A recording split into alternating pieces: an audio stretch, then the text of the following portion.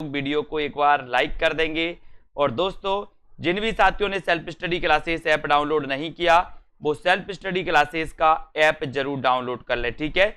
यहां पर दोस्तों आपके लिए 2020 टेस्ट सीरीज बिल्कुल मुफ्त करवाई जाती है शनिवार, रविवार और गुरुवार को दोस्तों, ठीक है। तो चलिए स्टार्ट हो चुका है आज का ये सेशन। सभी लोग आ जाएं, वीडियो को एक बार लाइक कर दें। और दोस्तों यहां पर आपके लिए बड़ा सरप्राइज है, सरप्राइज ऑफर है दोस्तों।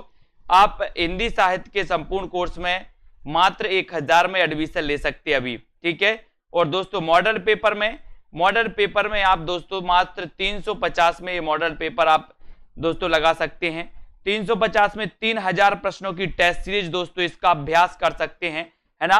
तो चलिए स्टार्ट करते हैं आज का ये सेशन। जिनको भी दोस्तों इसमें एडमिशन लेना है वो आज ही सेल्फ स्टडी क्लासेस का ऐप डाउनलोड कर लें। और दोस्तों स्टार्ट होता है आज का ये सेशन। आज का अपना प्रश्न है, आलोक पर्व निबंध के रचनाकार कौन है? बताइए सभी लोग, आलोक पर्व निबंध के रचनाकार कौन है? विद्यानिवास मिश्र, हजारी प्रसाद द्विवेदी, प्रभाकर माचबे या फिर कुबेर नारायण? आपको चयन करना है। अच्छा क्वेश्चन है, आलोक पर्व निबंध के रचनाकार कौन है? सभी लोग बताएंगे आलोक पर्व ये किसका निबंध है? इस निबंध के रचनाकार कौन माने जाते हैं? देखते हैं कौन कौन उत्तर बता रहा है। मैंने कई बार आपको चयन किया है दोस्तों कि आलोक पर्व, है ना, ये पढ़ा था ना अपन ने, यहीं तक पढ़ा था, बहुत बढ़िया। आलोक पर्व, पर्व तो बोले सर हजारों हैं, है ना। यहाँ पर आलोक पर्व निबंध के रचनाकार कौन हो जाएंगे? हजारी प्रसाद द्विवेदी, यानी कि आपका बी नंबर जो है वो बिल्कुल सही आंसर है, ठीक है, वेरी गुड। विचार और वितर्क किसका निबंध है दोस्तों? विचार और वितर्क निबंध के रचनाकार कौन माने जाते हैं? 4 विकल्प हैं, सभी लोग आंसर बताएंगे। विचार और वितर्क निबंध के रचनाकार कौन है? जिन भी साथियों को दोस्तों एडमिशन लेना है वो सभी साथी एडमिशन लेकर के अपना अध्ययन बहुत अच्छे से करेंगे, है ना। विचार और वितर्क निबंध किसका है? निबंध संग्रह, बताएं। अच्छा क्वेश्चन है और बहुत बढ़िया आंसर आ रहा है सभी लोगों का कि सर विचार और वितर्क की बात करोगे तो ये हजारी प्रसाद द्विवेदी जी का निबंध संग्रह है, यानी आपका नंबर बी बिल्कुल सही हो जाएगा। बी नंबर आपका राइट आंसर हो जाएगा, हजारी प्रसाद द्विवेदी। अगला क्वेश्चन, रैदास किस धारा एवं शाखा के कवि थे? रैदास किस धारा एवं शाखा के कवि थे? सगुण धारा कृष्ण भक्ति शाखा के, निर्गुण धारा ज्ञानश्री शाखा के, निर्गुण धारा प्रेमश्री शाखा के, सगुण धारा राम भक्ति शाखा के? जल्दी से आपको चयन करना। रैदास किस धारा एवं शाखा के कवि थे? रैदास किस धारा एवं शाखा के कवि थे? सभी लोगों को बताना है, सभी लोग बताएंगे किस धारा और किस शाखा के कवि थे? रैदास, और रैदास का अपन ने पढ़ा है कि सर रैदास की बात करोगे तो ये रैदास संत थे, संत, यानी कि दोस्तों ये निर्गुण धारा ज्ञानश्री शाखा के, यानी कि आपका जो बी नंबर है वो बिल्कुल सही है। बी नंबर आपका राइट आंसर, निर्गुण धारा ज्ञानश्री शाखा के थे। केवल प्रेम लक्षणा भक्ति का आधार ग्रहण करने के कारण कृष्ण भक्ति शाखा में अश्लील विलासिता की प्रवृत्ति जागृत हुई। ये किसका कथन है? ये कथन देखना है दोस्तों, इसको थोड़ा सा छोटा कर लेते हैं अपन कि केवल प्रेम लक्षणा भक्ति का आधार ग्रहण करने के कारण भक्ति शाखा, कृष्ण भक्ति शाखा में अश्लील विलासिता की प्रवृत्ति जागृत हुई। ये कथन किसका है? ये कथन बताना है। जॉर्ज ग्रियर्सन का, मिश्र बंधु, रामचंद्र शुक्ल या फिर रामकुमार वर्मा?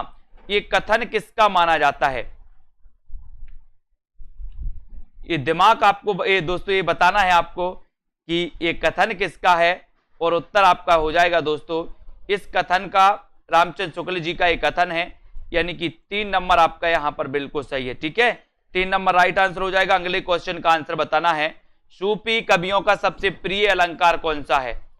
सूफी कवियों का सबसे प्रिय अलंकार कौन सा है? सूफी कवियों का प्रिय अलंकार आपको चयन करना है। वक्रोक्ति है, समासोक्ति है, अनुप्रास या फिर श्लेष? सूफी कवि प्रायः दोस्तों क्या थे? मुसलमान कवि थे, ठीक है, अपन ने देखा है और दोस्तों पढ़ा भी है। तो यहां पर देखो सूफी कवियों का सबसे प्रिय अलंकार आपको बताना है। प्रिय अलंकार कौन सा था? सूफी कवियों का सबसे प्रिय अलंकार, आपने बिल्कुल सही आंसर बताया है। बोले सर इनका प्रिय अलंकार था समासोक्ति, है ना। समासोक्ति यानी कि 2 नंबर आपका बिल्कुल सही है। अगला क्वेश्चन देखो, इनमें से कौन सी कृति जायसी की अक्षय कीर्ति के आधार पर रची गई है? कौन सी कृति जायसी की अक्षय कीर्ति के आधार पर रची गई है? तो बताओ, पद्मावत, अखरावट, आखिरी कलाम या फिर उपर्युक्त तो सभी, बताएं। इनमें से कौन सी कृति जायसी की अक्षय कीर्ति के आधार पर रची गई? इसका आंसर बताना है 551 में, और 551 में आपका सही आंसर क्या होता है? आंसर हो जाता है दोस्तों आपका क्या? पद्मावत। पद्मावत यानी कि 1 नंबर आपका सही है। कौन सी कृति जायसी की अक्षय कीर्ति के आधार पर लिखी गई? तो वो लिखी गई दोस्तों इनकी कौन सी कृति? पद्मावत, यानी कि ये नंबर, ठीक है। मोहिका हंसेसी की कोहा रही, किसने किससे कहा? मोहिका हंसेसी की कोहा रही, किसने किससे कहा? बताएं। प्रश्न क्रमांक 552 में आपको चयन करना है। मोहिका हंसेसी की कोहा रही, किसने किससे कहा? इसका उत्तर आपको चयन करना है।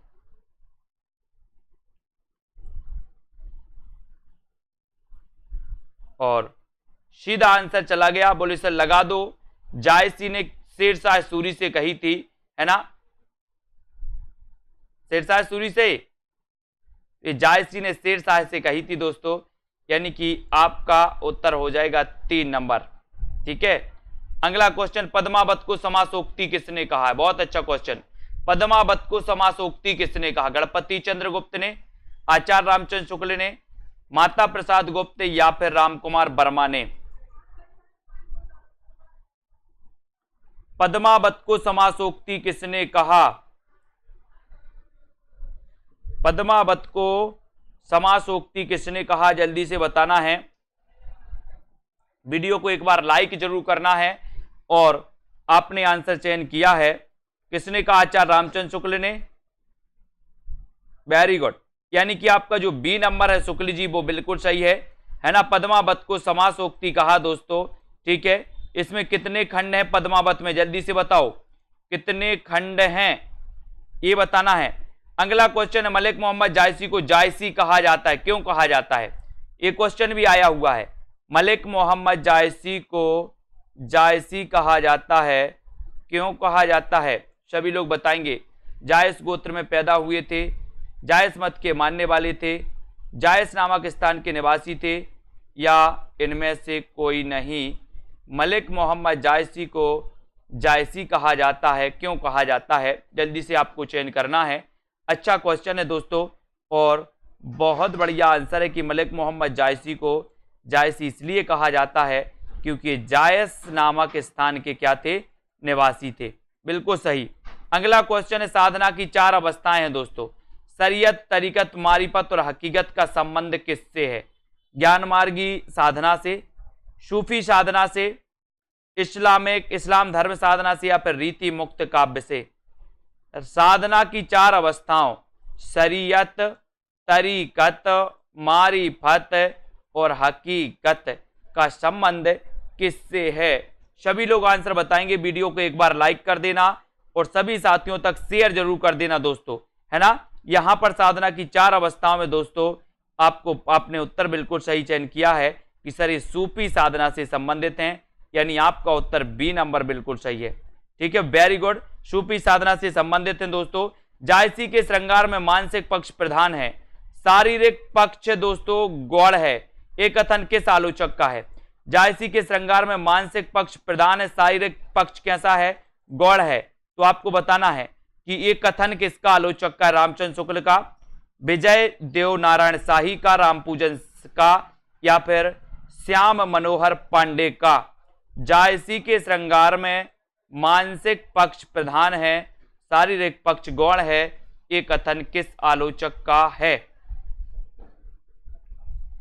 किस आलोचक का है? रामचंद्र शुक्ल का या फिर विजयदेव नारायण शाही का? और सभी ने बहुत बढ़िया आंसर बताया है कि सर ये कथन है किसका? रामचंद्र शुक्ल का। वेरी गुड आंसर, 1 नंबर आपका बिल्कुल सही है ना। जायसी के श्रृंगार में मानसिक पक्ष प्रधान है और शारीरिक पक्ष क्या है? गौण है, ये बिल्कुल सही है। अभी तक बताइए किन किन साथियों ने self study classes app download नहीं किया? आपको सेल्फ स्टडी क्लासेस ऐप जरूर डाउनलोड करना है। सूरदास जी को जीवन उत्सव का कवि किसने कहा है? सूरदास जी को जीवन उत्सव का कवि किसने कहा है? जल्दी से आपको बताना है, सभी लोग बताएंगे। सूरदास को जीवन उत्सव का कवि किसने कहा? रामचंद्र शुक्ल ने, हजारी प्रसाद द्विवेदी ने, महावीर प्रसाद द्विवेदी या फिर मैथिली शरण गुप्त ने? बताएं, सूरदास को जीवन उत्सव का कवि किसने कहा है? ये आपको बताना है और आपका राइट आंसर हो जाएगा कि सूरदास जी को जीवन उत्सव का कवि किसने कहा। बहुत बढ़िया आंसर है दोस्तों, और आपने बिल्कुल सही आंसर बता दिया है कि सर ये भी कहा है कि किसने? पंडित रामचंद्र शुक्ल ने कहा है सूरदास को जीवन उत्सव का कवि। यानी कि आपका जो 1 नंबर है, ये नंबर वो बिल्कुल सही हो जाएगा, 1 नंबर राइट आंसर है। अगले क्वेश्चन की ओर बढ़ते हैं। अवधी एवं ब्रजभाषा दोनों में रचना करने वाले कवि कौन है? दोस्तों, सेल्फ स्टडी क्लासेस ऐप को आपको डाउनलोड करना है और सेल्फ स्टडी क्लासेस ऐप में जिन भी साथियों को कोर्स में एडमिशन लेना, आराम से एडमिशन लीजिए, है ना। और दोस्तों अध्ययन चालू करिए, है ना। अवधी एवं ब्रजभाषा दोनों में रचना करने वाले कवि कौन है? सूरदास, तुलसीदास, घनानंद या फिर प्रयुक्त सभी? अवधी और ब्रजभाषा दोनों में। देखते हैं कौन बता रहा है सही। अपन ने पढ़ा है ना कि कौन सी अवधी की है और कौन सी ब्रज की है ना। तो सभी लोगों को पता है, बोले सर तुलसीदास लगा दो, तुलसीदास लगा दो, है ना। आपने पढ़ा था कि जिनमें राम आए वो अवधी, राम और मंगल आए वो अवधी, जिनमें राम और मंगल ना आए वो ब्रज। तो तुलसीदास ने ब्रज और अवधी में दोस्तों भाषाएं में जो है रचना लिखी है, इनको याद करना है। रसखान कवि का वास्तविक नाम बताना है आपको। रसखान कवि का वास्तविक नाम कौन बता पा रहा है? जल्दी से चयन करें। वीडियो को एक बार लाइक जरूर कर दें दोस्तों। अच्छा क्वेश्चन पूछा गया आपको। रसखान को जल्दी बताइए, रसखान का वास्तविक नाम क्या था? रसखान का वास्तविक नाम आपको चयन करना है। इतना अच्छा क्वेश्चन है और यहां पर आपका उत्तर जाता हुआ, क्या उत्तर आ गया है? बहुत बढ़िया आंसर आया है सभी लोगों का, सैयद इब्राहिम, है ना। यानी कि आपका जो डी नंबर है वो बिल्कुल सही है। रसखान का वास्तविक नाम माना जाता है दोस्तों Syed Ibrahim. Very good answer. अगले क्वेश्चन की ओर बढ़ेंगे। अगला क्वेश्चन यहां पर आता है दोस्तों। अगला क्वेश्चन देख लेते हैं। निम्न में से ज्ञानदीप का रचनाकार कौन है? ज्ञानदीप का रचनाकार कौन है? जल्दी से बताएं। ज्ञानदीप के रचनाकार कौन माने जाते हैं? उस्मान, कासिम शाह, नूर मोहम्मद या फिर दोस्तों शेख नबी? ज्ञानदीप के रचनाकार कौन है? 4 विकल्प हैं ज्ञानदीप के रचनाकार, आपको चयन करना है। और कौन बता रहा है? बहुत बढ़िया, है ना। ज्ञानदीप के रचनाकार दोस्तों शेख नबी। और नबी से आपको याद आ गया हो गया कि नबी नबी ज्ञान प्राप्त करना है। कैसा ज्ञान प्राप्त करना है? नबी नबी। तो यहां पर शेख नबी हो जाएंगे। डी नंबर आपका सही हो जाएगा, 4 नंबर सही हो जाएगा। जहांगीर जस चंद्रिका के रचनाकार कौन है? जहांगीर जस चंद्रिका के रचनाकार कौन है? रहीम, आचार्य केशवदास, रसखान या फिर मलिक मोहम्मद जायसी? जहांगीर जस चंद्रिका एक किसकी कृति मानी जाती है? सभी लोग एक बार वीडियो को लाइक जरूर करते रहना दोस्तों, अपने मित्रों तक शेयर कर दें। और यहां पर जहांगीर जस चंद्रिका की रचनाकार आपसे पूछा गया तो आपका बिल्कुल सीधा आंसर जाएगा। क्या आ जाएगा? बोले सर ये जहांगीर जस चंद्रिका जो रचना है ये आचार्य केशवदास की है। 2 नंबर आपका आचार्य केशवदास बिल्कुल सही हो जाएगा। बी नंबर आपका बिल्कुल सही हो जाएगा। ठीक है, बी नंबर हो जाएगा। मंजू जी एक बार मोबाइल ऑफ करके चालू कर लो, सही हो जाएगा। यहां पर देखो, गद्य रचना को एक कला के रूप में ग्रहण करने वाले दोस्तों कलम की कारीगरी समझने वाले लेखक हैं तो कौन है? गद्य रचना को एक कला के रूप में ग्रहण करने वाले, कलम की कारीगरी समझने वाले लेखक कौन है? रामचंद्र शुक्ल, गोविंद नारायण मिश्र, बद्री नारायण भट्ट या फिर बद्री नारायण चौधरी? गद्य रचना को एक कला के रूप में ग्रहण करने वाले, कलम की कारीगरी समझने वाले लेखक कौन है? बताएं, लेखक कौन है? तो कलम की कारीगरी समझने वाले जो लेखक हैं दोस्तों, इसका आंसर चयन करना है। सेल्फ स्टडी क्लासेस ऐप अगर आपने अभी तक डाउनलोड नहीं किया तो self study classes app play store से डाउनलोड कर लो, जहां पर दोस्तों आपको फ्री 2020 टेस्ट सीरीज तो चल ही रही है, लगातार सप्ताह में 2 दिन चलती है ना। और यहां पर गद्य रचना को एक कला के रूप में ग्रहण करने वाली, कलम की कारीगरी समझने वाले जो लेखक हैं वो कौन है? बद्री नारायण चौधरी प्रेमगन। भारतेंदु युग के ये श्रेष्ठ लेखक माने जाते हैं दोस्तों, है ना। प्रेमगन जी भारतेंदु मंडल के कवि भी माने जाते, लेखक भी माने जाते हैं दोस्तों, है ना। घूरे का लत्ता बीने, घूरे के या घूरे का लत्ता बीने, कनातन का डाल बांधे, जैसा शीर्षक किस लेखक ने दिया था दोस्तों? बताएं, कनातन का डाल बांधे, घूरे का लत्ता बीने, है ना, ये बताना है आपको। बताइए ऐसे शीर्षक रचनाओं को जो दिया है दोस्तों वो किसने दिया है? भारतेंदु जी, प्रताप नारायण मिश्र, बालकन भट्ट या फिर बद्री नारायण चौधरी प्रेमघन? वीडियो को लाइक जरूर करना है और दोस्तों अपने मित्रों तक शेयर करते रहो। घूरे का लत्ता बीने, कनातन का डाल बांधे, इसका आंसर आपको चयन करना है। और यहां पर आपका बिल्कुल सही है प्रताप नारायण मिश्र, यानी कि आपका जो 2 नंबर है वो बिल्कुल सही हो जाएगा। बी नंबर आपका सही हो जाएगा। बिहारी किस काल के कवि हैं? बिहारी किस काल के कवि हैं? आदिकाल, रीतिकाल, आधुनिक काल या फिर भक्ति काल? बिहारी किस काल के कवि हैं? जल्दी से सभी लोग बताएंगे किस काल के कवि हैं बिहारी जी? आदिकाल, रीतिकाल, आधुनिक काल या फिर भक्ति काल?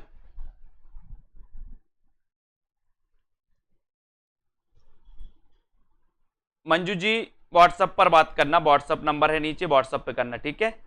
यहां पर देखो बिहारी किस काल के कवि हैं, तो सभी को पता, बोले सर रीतिकाल के कवि हैं।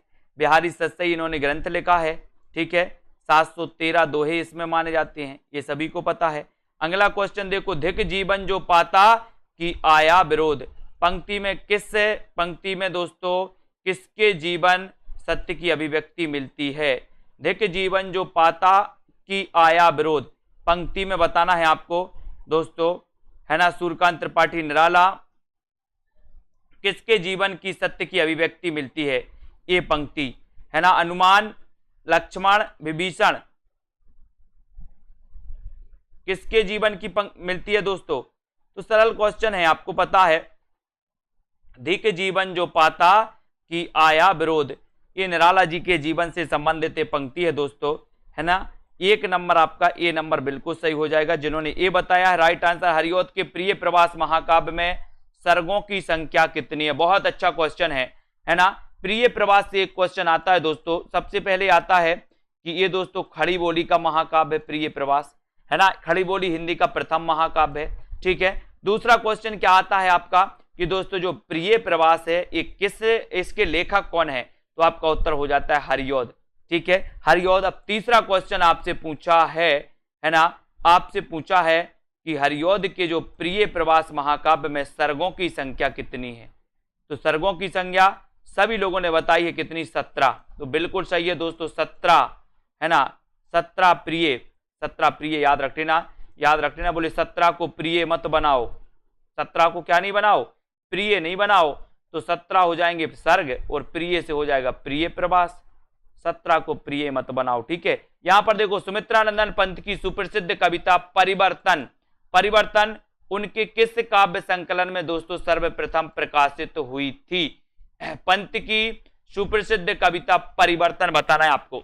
गुंजन, ग्राम्या, पल्लव या फिर युगांत? तो आपका उत्तर क्या हो जाएगा यहां पर? हाँ, 1914 का ये ग्रंथ माना जाता है दोस्तों, बिल्कुल सही है। सुमित्रानंद पंत की प्रसिद्ध कविता परिवर्तन उनके किस काव्य संकलन में सर्वप्रथम प्रकाशित हुई है? तब आपका सीधा उत्तर जाएगा, है ना। क्या जा रहा है? क्या हो जा रहा है दोस्तों? पल्लव में, यानी कि आपका सी नंबर जो है वो बिल्कुल सही है। पंत की सुप्रसिद्ध कविता परिवर्तन सर्वप्रथम दोस्तों आपको पता है काव्य संकलन, पल्लव काव्य संकलन में सर्वप्रथम प्रकाशित हुई, यानी कि आपका 3 नंबर बिल्कुल सही है। पल्लव को छायावाद का मैनिफेस्टो, पल्लव को छायावाद का घोषणा पत्र कहा जाता है। 3 नंबर राइट आंसर है। प्रसादकृत प्रलय की छाया की विषय वस्तु के केंद्र में है तो क्या है? प्रलय की छाया की विषय वस्तु के केंद्र में है महाराणा प्रताप का पराभव, पद्मिनी का अग्निदाह, जल प्रलय, रानी कमलावती का पश्चाताप। बताना है आपको, चयन करना है। वीडियो दोस्तों लाइक जरूर कर दें, सब्सक्राइब कर लें चैनल को, है ना। और जिन भी साथियों को कोर्स में एडमिशन लेना है, मॉडल पेपर दोस्तों अभी मात्र आपको 350 का ऑफर चल रहा है। मॉडल पेपर परीक्षा नजदीक है, इसलिए सभी का ऑफर है, सभी लोग आराम से पढ़ सकते हैं, ठीक है। और 3000 प्रश्नों की क्वेश्चन सीरीज भी दोस्तों ये 350 में है। हिंदी साहित्य का दोस्तों निचोड़ कोर्स भी आपका मात्र 1000 में, जिसमें आपको टॉपिक वाइज टेस्ट भी मिलेंगे, टिरकी वीडियो, लाइव क्लासें भी मिलेंगी, है ना। प्रलय की छाया की विषय वस्तु के केंद्र में है तो क्या है? और सभी लोगों का लगभग आंसर आया है कि प्रलय की छाया, और प्रलय की छाया की विषय वस्तु के केंद्र में है दोस्तों रानी कमलावती का पश्चाताप। क्या है? रानी कमलावती का पश्चाताप है। डी जिन्होंने बताया उनका आंसर है प्रलय की छाया की विषय वस्तु के केंद्र में रानी कमलावती का पश्चाताप। वेरी गुड, 4 नंबर आपका राइट है। चिंता किस रचना के सर्ग का शीर्षक है? ये क्वेश्चन आपसे फिर पूछ लिया गया दोस्तों, है ना। ये क्वेश्चन तो आपका पूछा ही जाता है, चिंता किस रचना के सर्ग का शीर्षक है? झरना, आंसू, कामायनी या फिर लहर? चिंता किस रचना के सर्ग का शीर्षक माना जाता है? ऐसे कितने साथी हैं जो सेल्फ स्टडी क्लासेस ऐप से नहीं जुड़े, है ना। ऐप से जरूर जुड़ जाएं, सभी लोगों का दोस्तों निश्चित ही फायदा होगा सेल्फ स्टडी क्लासेस में। और चिंता किस रचना के सर्ग का शीर्षक है, ये आपसे पूछा गया, झरना का, आंसू, कामायनी या फिर लहर का। तो यहां पर आपको पता है कि सर एक कामायनी का है, कामायनी का ये प्रथम सर्ग माना जाता है, प्रथम सर्ग है कामायनी का। सी नंबर आपका बिल्कुल सही हो जाता है। सी जिन्होंने बताया उनका आंसर बिल्कुल सही है, बहुत बढ़िया। इनमें से कौन छायावाद का कवि नहीं है? छायावाद का कवि कौन सा नहीं है दोस्तों? जयशंकर प्रसाद, पंत, निराला या फिर मैथिली शरण गुप्त? छायावाद का कवि कौन सा नहीं है? छायावाद का कवि कौन सा नहीं है, ये आपको चयन करना है। और आपने चयन किया है कि सर जयशंकर प्रसाद तो हैं, है ना, सुमित्रा नंदन पंत तो हैं, और दोस्तों सूर्यकांत त्रिपाठी, निराला भी हैं। लेकिन अगर कोई नहीं है तो वो नहीं है कौन? मैथिली शरण गुप्त। इनकी एक रचना अपन ने पढ़ी थी, कौन सी? अनघ। कैसा अपन ने पढ़ा था? अनघ, है ना, ये पढ़ा था ना, नाट्य रचना। अनघ पढ़ा था, उल्टा पढ़ा था अपन ने घन आ। घन आ, बोले क्यों घन आ? बोले मैथी वही है, का वही है मैथी, तो मैथी से मैथिली शरण गुप्त। घन आ, घन यानी कि दोस्तों बादल आ, बोले काय को आ? मैथिली, मैथी वही, बोले सर तो मैथिली शरण गुप्त की दोस्तों रचना अनघ आपको याद रखना है। और जो दोस्तों अपने मैथिली शरण गुप्त हैं ये छायावाद के कवि नहीं है, है ना। अष्टछाप के प्रमुख कवि नंददास किसके शिष्य थे? बहुत बढ़िया क्वेश्चन है।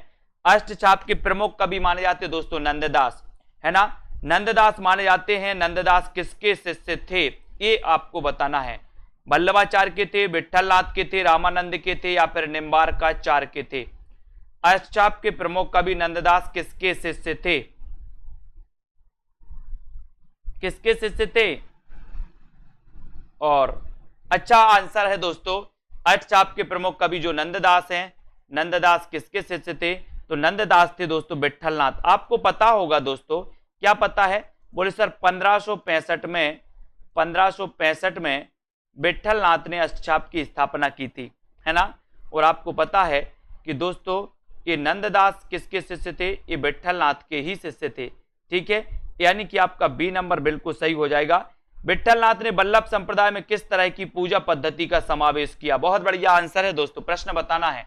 विठलनाथ जी के पिताजी का नाम था वल्लभाचार्य। वल्लभाचार्य ने शुद्धाद्वैतवाद का प्रवर्तन किया था दोस्तों, आपको पता होगा, है ना। और दोस्तों जो वल्लभाचार्य थे इनके 4 शिष्य थे, जिनमें से सूरदास एक प्रमुख थे। सूरदास के गुरु कभी कभी पूछा जाता है, तब आपका सीधा उत्तर जाता है वल्लभाचार्य की ओर, है ना। और विठलनाथ ने वल्लभ संप्रदाय में किस तरह की पूजा पद्धति का समावेश किया? ये क्वेश्चन कई बार पूछा गया आपसे। विठलनाथ ने वल्लभ संप्रदाय में किस तरह की पूजा पद्धति का समावेश किया है? और आपका उत्तर चला गया, बोले सर युगलोपासना।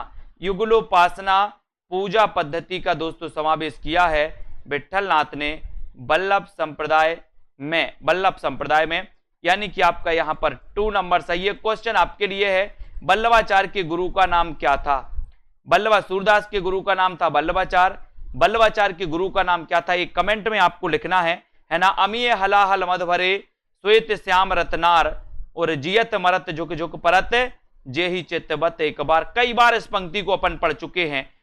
बताना है तो सिर्फ आपको उत्तर बताना है दोस्तों, है ना, और आपको बताना है कि वल्लभाचार्य के गुरु का नाम क्या था। फटाक से सभी लोग चयन करेंगे। देखते हैं सबसे पहले कौन बता पा रहा है। बहुत बढ़िया, प्रवीण ओझा जी। विष्णु स्वामी, अमीय हलाहल मध भरे श्वेत श्याम रत्नार जियत मरत झुक झुक परत जे ही चित्तवत एक बार। ये जो पंक्ति है दोस्तों, ये पंक्ति किसकी? रसलीन की है। कई बार मैंने याद भी करवाया इस पंक्ति को, है ना। दुखनी बाला नाटक के लेखक कौन है? दुखनी बाला बताइए। निवास दास हैं, राधा कृष्ण दास हैं, किशोरीलाल गोस्वामी या फिर प्रताप नारायण मिश्र। दुखनी बाला नाटक के लेखक कौन माने जाते हैं? दुखनी बाला नाटक बताना है। और दुखनी बाला नाटक, बहुत बढ़िया आंसर आया है कि सर वल्लभाचार्य के गुरु का नाम था विष्णु स्वामी। वेरी गुड, है ना। अब आपको बताना कि विष्णु स्वामी ने किस संप्रदाय का प्रवर्तन किया था? विष्णु स्वामी ने किस संप्रदाय का प्रवर्तन किया था वो भी बता देना, वो भी काय को रह जाए, है ना। तो यहां पर दुखनी वाला नाटक बताना था और आपका सीधा उत्तर है दोस्तों राधा कृष्ण दास, यानी 2 नंबर। दुखनी वाला जो होते हैं, जो सर दुख वाले जो होते हैं वो राधा कृष्ण के पास जाते हैं, है ना, तो उनके दुख दूर हो जाते हैं। 2 नंबर आपका बिल्कुल सही है।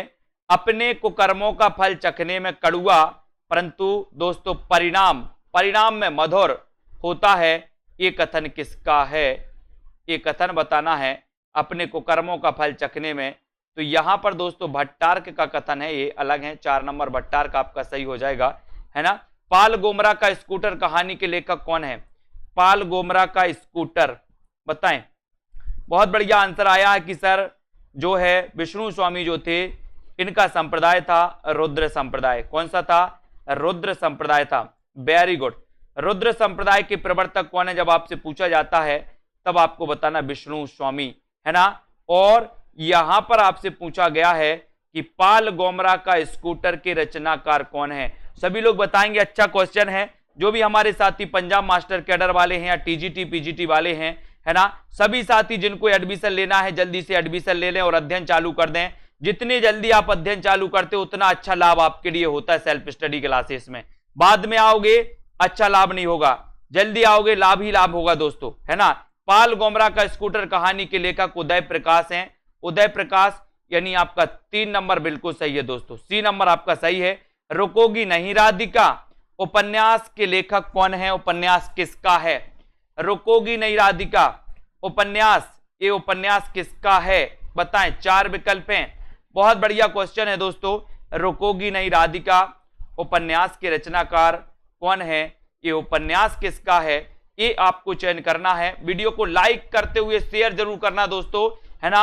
आगे बढ़ते जाना है, वीडियो को शेयर करते रहना है। रुकोगी नहीं राधिका की उपन्यासकार आपको बताना है दीप्ति खंडेलवाल, राजी सेठ, मंजुल भगत या फिर उषा प्रियमवदा। और बढ़िया आंसर है रुकोगी नहीं राधिका। रुकोगी नहीं राधिका की उपन्यासकार जो मानी जाती हैं वो कौन है दोस्तों? उषा प्रियमवदा। उषा प्रियमवदा, वेरी गुड, बहुत बढ़िया आंसर। डी नंबर आपका वेरी गुड आंसर है। महाभोज मन्नू भंडारी का कैसा उपन्यास है दोस्तों? बहुत अच्छा क्वेश्चन है। सबसे पहली बात तो यही है कि महाभोज मन्नू भंडारी का उपन्यास है। अब ये कैसा उपन्यास है ये भी आपको बताना। ऐतिहासिक है, राजनीतिक है ना, धार्मिक है या फिर आंचलिक है? महाभोज, यहां पर राज लिखा है दोस्तों, यहां पर राजनीतिक है ना, उल्टा लिख गया यहां पर जे। राजनीतिक, ऐतिहासिक, धार्मिक या फिर आंचलिक? सभी लोग बताएं। सबसे बड़ी बात तो महाभोज मन्नू भंडारी का ये तो सभी को पता है, लेकिन आपको ये भी पता होनी चाहिए कि ये किस प्रकार का दोस्तों उपन्यास माना जाता है। तब सीधा आंसर आपका जाता है, कहां जाता है? बोले सर ये जो महाभोज मन्नू भंडारी का उपन्यास है ये राजनीतिक उपन्यास माना जाता है। राजनीतिक यानी कि 2 नंबर, क्योंकि राजनीति में आपने देखा होगा महाभोज मचा रहता राजनीति, महाभोज, है ना। तो ये राजनीतिक उपन्यास है दोस्तों। आलोचना को कला की सजगता किसने कहा है? बहुत बढ़िया क्वेश्चन।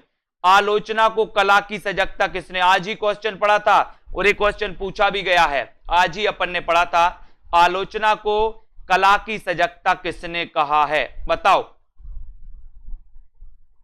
आलोचना को कला की सजगता किसने कहा है?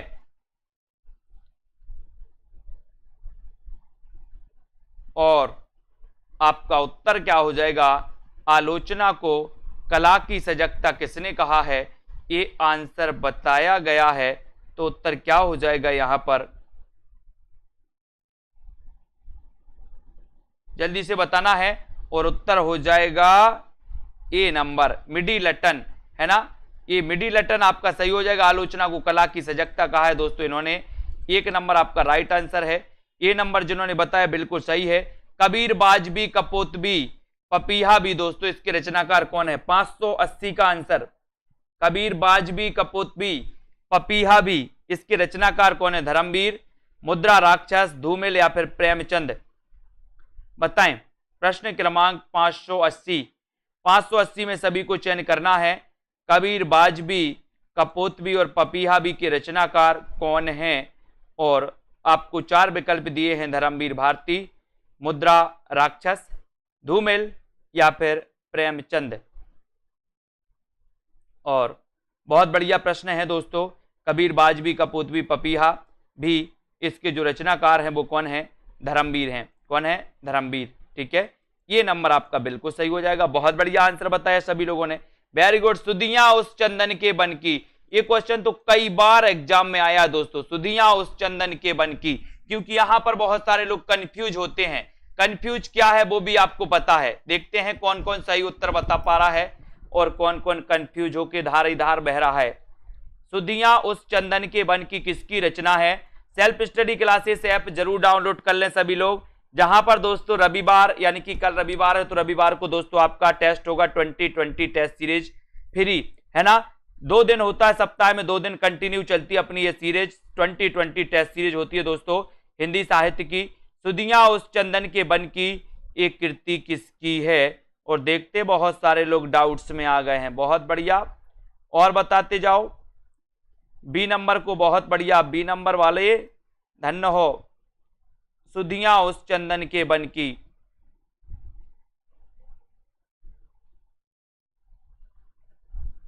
जिन्होंने बी बताया है वो थोड़ा सा और अध्ययन करें, है ना। जिन्होंने सी बताया है उनका आंसर बिल्कुल सही है। ठीक है, ये सी नंबर विष्णुकांत शास्त्री, है ना। और तुम चंदन हम पानी, ये किसकी कृति है? तुम चंदन हम पानी, सुधियां उस चंदन के बन की, बताएं जल्दी से। सुधियां उस चंदन के बन की और तुम चंदन हम पानी, बताएं। यही में होते ना, तुम चंदन हम पानी और सुधियां उस चंदन के बन की, यही कंफ्यूजन होता है आप लोगों का, है ना। तो यहां पर तो आपका उत्तर 3 नंबर है दोस्तों, 3 नंबर है। ठीक है, बहुत बढ़िया। अगला क्वेश्चन देखो, लाल तारा की विधा क्या है? लाल तारा की विधा बताना है। राम वृक्ष बैनीपुरी का दोस्तों ये क्या है? रेखा चित्र है, संस्मरण है या फिर यात्रा वृत्त है? लाल तारा,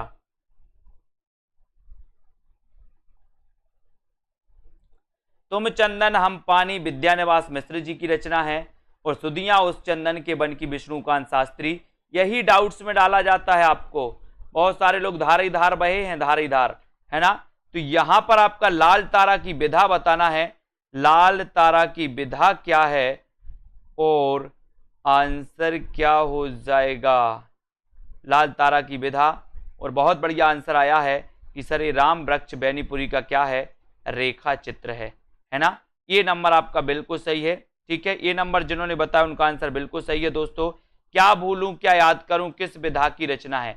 इतना सरल क्वेश्चन आपसे पूछा गया है, क्या भूलूं क्या याद करूं कि विधा क्या है दोस्तों? कविता है, आत्मकथा है, संस्मरण है या फिर रेखा चित्र है?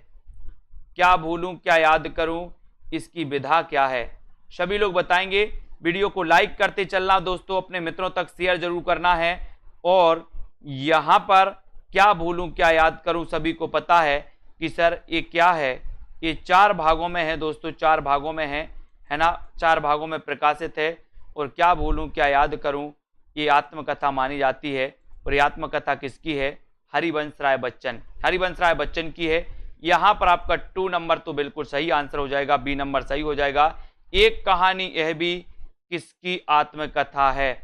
एक कहानी यह भी आत्मकथा के लेखक कौन है? मन्नू भंडारी, मृदुला गर्ग, कृष्णा सोपती या फिर चित्रा मुदगल। एक कहानी यह भी किसकी कहानी है? किसकी किसकी आत्मकथा है? बताएं। एक कहानी यह भी आत्मकथा के लेखक कौन माने जाते हैं? आंसर चयन करना है, वीडियो को लाइक करना है, चैनल को सब्सक्राइब कर लेना है। चाहते हो कि इंफॉर्मेशन मिले तो बेल आइकन को दबा देना है, ठीक है। एक कहानी यह भी किसकी आत्मकथा मानी जाती है? और सभी लोगों ने बताया है कि सर ये आत्मकथा मन्नू भंडारी की है ना। तब आपका 1 नंबर जो है वो बिल्कुल सही हो जाता है दोस्तों। मन्नू भंडारी एक कहानी यह भी। भारतेंदु बाबू हरिश्चंद्र का जीवन चरित्र ग्रंथ के रचनाकार कौन है? भारतेंदु बाबू हरिश्चंद्र का जीवन चरित्र ग्रंथ के रचनाकार कौन माने जाते हैं? सेल्फ स्टडी क्लासेस ऐप पर आए दोस्तों, बढ़िया तरीके से मस्ती से पढ़ें, है ना। जहां आपके लिए बहुत बढ़िया फ्री कोर्स भी है दोस्तों, फ्री वीडियो भी है, फ्री टेस्ट भी है, तो वहां पर पेड कोर्स भी है, जिनको जो कुछ पढ़ना हो पढ़ सकते हो। भारतेंदु बाबू हरिश्चंद्र का जीवन चरित्र ग्रंथ के रचनाकार कौन है? ये आपको उत्तर बताना है और आपका सीधा उत्तर जाएगा भारतेंदु बाबू हरिश्चंद्र का जीवन चरित्र ग्रंथ के रचनाकार हैं। रचनाकार कौन है? रचनाकार कौन है दोस्तों, है ना? राधा कृष्ण दास, श्याम सुंदर दास या फिर दोस्तों श्रीधर पाठक, महावीर प्रसाद द्विवेदी। और बहुत सारे लोगों ने सही आंसर बताया कि भारतेंदु बाबू हरिश्चंद्र जीवन चरित्र ये राधा कृष्ण दास ने लिखा है। ये नंबर आपका बिल्कुल सही है। एक जिन्होंने बताया उनका आंसर सही। नई कविता और अस्तित्ववाद के लेखक कौन है? नई कविता और अस्तित्ववाद के रचनाकार कौन है? जल्दी से बताएं। नई कविता और अस्तित्ववाद हजारी प्रसाद द्विवेदी, रामविलास शर्मा नामवर्ष हैं या फिर अज्ञे। नई कविता और अस्तित्ववाद के लेखक कौन माने जाते हैं? चयन करना है आपको। नई कविता और अस्तित्ववाद, इसके रचनाकार कौन है? अच्छी प्रैक्टिस होती है दोस्तों, आप लोगों को प्रैक्टिस करते रहना है। और यहां पर बहुत सारे लोगों ने आंसर चयन किया है कि नई कविता और अस्तित्ववाद के जो लेखक माने जाते हैं वो माने जाते हैं कौन? रामविलास शर्मा, यानी कि 2 नंबर आपका बिल्कुल सही है, ठीक है।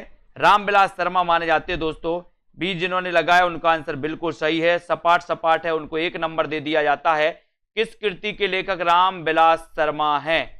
किस कृति के लेखक रामविलास शर्मा? हिंदी के विकास में अपभ्रंश का योगदान, दूसरी परंपरा की खोज, छायावाद या फिर भाषा और समाज। किस कृति के लेखक रामविलास शर्मा है? ये क्वेश्चन हमेशा आता है दोस्तों, किस कृति के लेखक रामविलास शर्मा माने जाते हैं, ये आपको बताना है। और सीधा सीधा आपका क्वेश्चन जाता है। जितनी ज्यादा प्रैक्टिस करो उतना ज्यादा दोस्तों आपको अच्छा लगेगा, कॉन्फिडेंस आएगा। उत्तर हो जाएगा दूसरी परंपरा की खोज। किस कृति के लेखक रामविलास शर्मा है? तो बी नंबर आपका सीधा उत्तर चला जाता है। गीत फरोश किसकी रचना है? गीत फरोश के रचनाकार कौन है? गीत फरोश धर्मवीर भारती, भवानी प्रसाद मिश्र, हरिनारायण व्यास या फिर हरिवंश राय बच्चन। गीत फरोश के रचनाकार कौन माने जाते हैं? ये आंसर आपको बताना है। गीत फरोश के रचनाकार कौन है? जल्दी से सभी लोग चयन करेंगे। उत्तर आपका क्या हो जाएगा? और गीत फरोश बोले भवानी के गीत परोस, है ना, भवानी के गीत परोस। कोई आपके यहाँ गाने बजाने आए तो आप उससे कहना कि भवानी के गीत परोस यार, हमें ये फिल्मी नहीं सुनना। किसके गीत परोस? भवानी के। तो उत्तर बी नंबर 2 नंबर आपका सही हो जाएगा। प्रेमचंद जी की किस कहानी में बाल चरित्र का अनोखा वर्णन किया गया दोस्तों? प्रेमचंद की वो कहानी कौन सी है जिसमें बाल चरित्र का अनोखा वर्णन किया गया? एक तो शतरंज के खिलाड़ी, कफन, सभ्यता का रहस्य या फिर ईदगाह है। प्रेमचंद जी की किस कहानी में बाल चरित्र का अनोखा वर्णन किया गया है? आपसे पूछा यही गया है और आपने उत्तर भी लगा दिया है। क्या लगा दिया? बोले सर कहानी में बाल चरित्र का जो अनोखा वर्णन किया गया वो दोस्तों ईदगाह कहानी है। कौन सी? ईदगाह कहानी है। यानी कि दोस्तों आपका उत्तर हो जाएगा क्या? 4 नंबर, ठीक है। 4 नंबर आपका सही होगा, ठीक है, बहुत बढ़िया।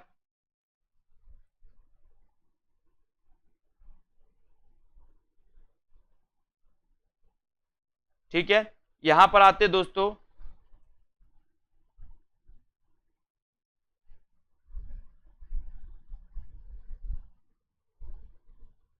राजेंद्र यादव की कहानी कौन सी है? राजेंद्र यादव की कहानी कौन सी है? जल्दी से बताओ। एक और जिंदगी, जहां लक्ष्मी कैद है, तलाश, या फिर एक दिन? राजेंद्र यादव की कहानी कौन सी है?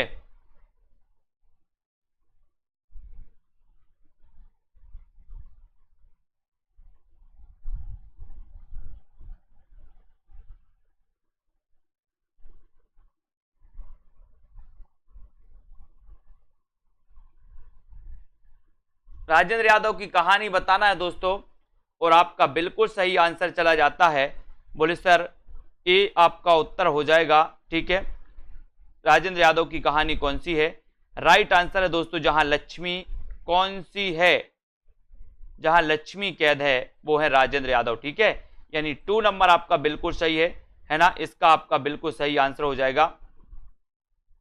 ठीक है, सभी लोग वीडियो को लाइक जरूर करेंगे दोस्तों। जिन भी साथियों ने अभी तक वीडियो को लाइक नहीं किया वो लाइक कर दें। और ये 2020 टेस्ट सीरीज होती है दोस्तों ऐप पर, इसको आपको पढ़ना है, निरंतर अध्ययन करना है। ठीक है, इसमें सभी लोग आए, self study classes app download कर लें। ये दोस्तों आपके लिए सीरीज चलाई जा रही, बिल्कुल फ्री सीरीज चलाई जाती है 2020 टेस्ट सीरीज, तो आप लोग जुड़ सकते हैं। सप्ताह में 2 दिन टेस्ट सीरीज होती है। और दोस्तों आपके लिए ऑफर है, मॉडल पेपर, टीजीटी का मॉडल पेपर आप 350 में कोर्स में एडमिशन ले सकते हैं। ठीक है, और दोस्तों यहां पर 3000 प्रश्न का 350 में कर सकते हैं। और यहां पर दोस्तों हिंदी साहित्य निचोड़ कोर्स में 1000 में एडमिशन ले सकते हैं। ठीक है, इसको आपको याद करना है। सभी लोग दोस्तों इसी प्रकार से अध्ययन करेंगे। ठीक है, और यहां पर कौन सा क्वेश्चन पूछा गया?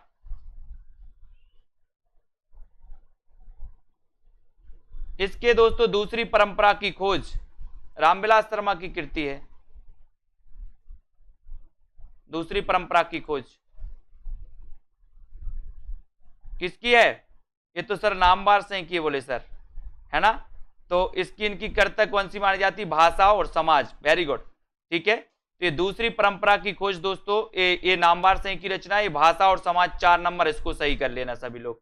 ठीक है, हाँ, ये भाषा और समाज ये बिल्कुल सही हो जाएगा। वेरी गुड, बहुत बढ़िया। भाषा और समाज के लेखक हैं रामविलास शर्मा। ये दूसरी परंपरा की खोज नामवार से की है दोस्तों। Very good. और किसी को कोई डाउट से क्या? हाँ, वेरी गुड, भाषा और समाज। वेरी गुड, वेरी गुड, बहुत बढ़िया, धन्यवाद। तो जिन भी साथियों को दोस्तों